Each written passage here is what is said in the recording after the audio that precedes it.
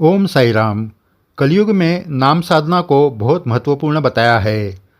सभी संतों ने ईश्वर नाम लेने से मानव का कल्याण होगा ऐसे कहा है। सबसे आसान साधना मतलब नाम जाप करना। साईं बाबा ने ही सिर्फ साई साई जाप करने से भक्तों का बेड़ा पार हो जाएगा ये बहुत बार कहा है।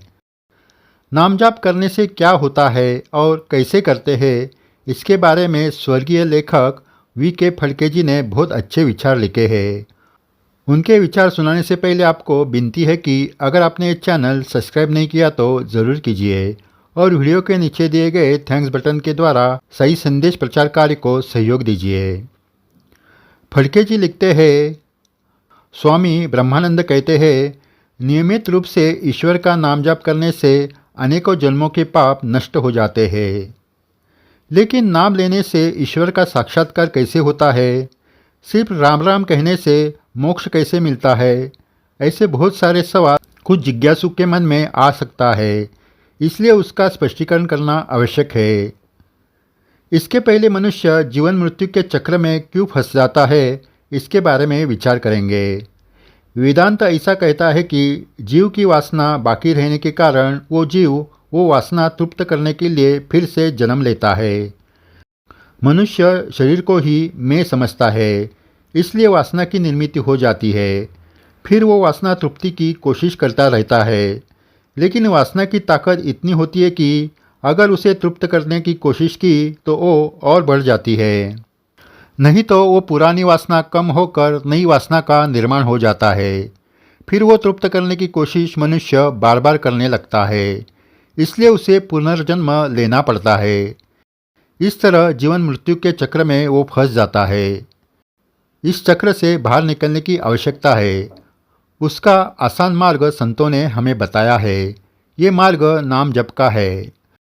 ध्यान धारणा से भी ये साधना बहुत आसान है और सभी को करने योग्य है। इस नाम जाप से साधक धीरे धीरे उच्च आनंद की प्राप्ति करने लगता है। इस आनंद की तुलना हम संगीत सुनने से कर सकते हैं।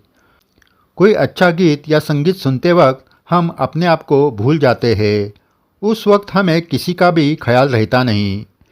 लेकिन ये संगीत का आनंद विनाशी है, वो कुछ देर के लिए ही टिक सकता है। लेकिन नामजाप में लीन होने के बाद जो उच्च आनंद प्राप्त होता है वो अविनाशी होता है। लेकिन इस उच्च आनंद की प्राप्ति होने के लिए मन में जो वासना होती है वो पहले नष्ट होने चाहिए। मनुष्य को वासना तृप्ति से आनंद मिलता है, ये सत्य है, लेकिन ये आनंद परिपूर्ण नहीं है, क्योंकि एक वासना तृप्त होने के बाद दूसरी वासना की इच्छा मन में आती है। अगर वासना तृप्ति नहीं हुई तो दुख को जन्म देती है।